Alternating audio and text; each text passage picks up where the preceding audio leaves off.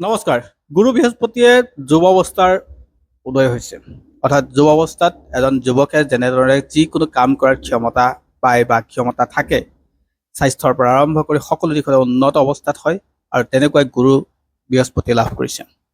10 July 2025 Guru Purnima আৰু গুৰু পূৰ্ণিমাত বৃহস্পতিয়ে 4 ৰাশিৰ জীৱনলৈ লৈ আহিছে ভাগ্যৰ পৰিৱৰ্তন। তেওঁলোকৰ কাৰণে লাভদায়ক হ'ব। গতিকে এই 4 ৰাশি কি হয় তাক জানিবলৈ আপোনালোকে ভিডিঅ'টো শেষলৈকে চাব আৰু বিভিন্ন জনলৈ শ্বেয়াৰ কৰিব আৰু যদি ভাল পায় তেনেহ'লে লাইক কমেণ্ট নকৰাকৈ নাথাকিব। বন্ধুসকল, এই যুৱ অৱস্থাত বৃহস্পতিয়ে 4 ৰাশিৰ কথা যে ক'লো, সেই 4 ৰাশিৰ ভিতৰত প্ৰথম ৰাশিটো হ'ল মিথুন ৰাশি। যদি আপুনি মিথুন ৰাশিৰ ব্যক্তি হয় তেনেহ'লে আপোনাৰ স্বাস্থ্য, ভাগ্য সকলো ক্ষেত্ৰতে পৰিৱৰ্তন হ'ব। মন ভাল হ'ব, যিকোনো কাম কৰাৰ উৎসাহ উদ্দীপনা আপোনাৰ বাঢ়িব আৰু সফলতাৰ বাট মুকলি হ'ব। দ্বিতীয় ৰাশিটো হৈ গ'ল তুলা ৰাশি।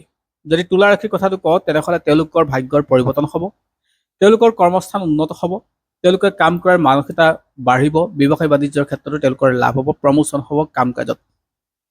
তাৰ পিছৰ ৰাশিটো হৈ গ'ল ধনু ৰাশি। যদি ধনু ৰাশিৰ ব্যক্তি হয় আপুনি তেনেহ'লে আপোনাৰ বিবাহৰ যি বাধা আছে সেই বাধা দূৰ হ'ব, বিবাহৰ ক্ষেত্ৰত নতুন খবৰ আহিব আৰু আপোনাৰ ক্ষেত্ৰত ব্যৱসায়িক অগ্ৰগতি লাভ কৰিব। আৰু ঠিক তেনেকৈ পিছৰ যিটো ৰাশি হ'ব সেইটো হ'ল বৃষ ৰাশি। বৃষ ৰাশিৰ ব্যক্তিসকলৰ কথাবিলাক গুৰু গম্ভীৰ হ'ব আৰু তেওঁলোকৰ পইচা পাতিৰ ক্ষেত্ৰত লাভ হ'ব। তাৰোপৰি বৃষ ৰাশিৰ ব্যক্তিসকলৰ ক্ষেত্ৰত যেতিয়া বৃহস্পতি ছেকেণ্ড হাউচত থাকিব, অৰ্থাৎ দ্বিতীয় হাউচত থাকিব, দ্বিতীয় হাউচটো সাধাৰণতে টকা পইচাৰ হাউচ, ফেমিলিৰ হাউচ। ফেমিলিৰ মাজত সম্পৰ্ক ভাল হ'ব আৰু সমান্তৰালকে তেওঁলোকৰ টকা পইচাৰ আয়ৰ উৎস বৃদ্ধি পাব।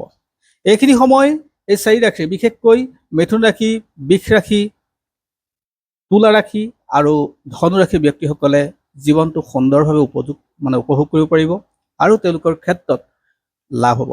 আৰু বাকী ৰাশিৰ ব্যক্তিসকলৰ ক্ষেত্ৰত তেওঁলোকৰ কম বেছি পৰিমাণে তেওঁলোকৰো উন্নত হ'ব আৰু কিছুমানৰ ক্ষেত্ৰত অশুভ স্থিতিও দেখা যাব। আৰু যিসকলে অশুভ স্থিতি দেখা যাব সেইসকলে বা যিসকলৰ ক্ষেত্ৰত নাম উল্লেখ কৰা নাই তেওঁলোকে বৃহস্পতিবাৰ দিনটো মানিবলৈ যত্ন কৰিব, বিশেষকৈ বিষ্ণু মন্দিৰ দৰ্শন কৰিব আৰু বিশেষকৈ গৰুক ৰুটি হালধি দি খুৱাবলৈ যত্ন কৰিব, অৰ্থাৎ হালধি দি ৰুটি খুৱাবলৈ যত্ন কৰিব। এইখিনি সময়ত তেওঁলোকৰ কাৰণেও ভাল খবৰ আহিব, অৰ্থাৎ অশুভ স্থিতিৰ পৰা তেওঁলোকৰ শুভ স্থিতি আহিব। আৰু যিকেইটা ৰাশিৰ কথা উল্লেখ কৰিলোঁ তেওঁলোকে নিতান্তই তেওঁলোকৰ কাৰণে প্ৰয়োজনীয় বাৰ্তা আহিব, লাভ হ'ব আৰু যিকেইটা বিষয় উল্লেখ কৰিলোঁ সেই বিষয়খিনি তেওঁলোকে লাভ পাব। ধন্যবাদ। পুনৰ আন এক ভিডিঅ'ত আপোনালোক সকলোকে লগ পাম। আজিলৈ সামৰিছোঁ। ধন্যবাদ।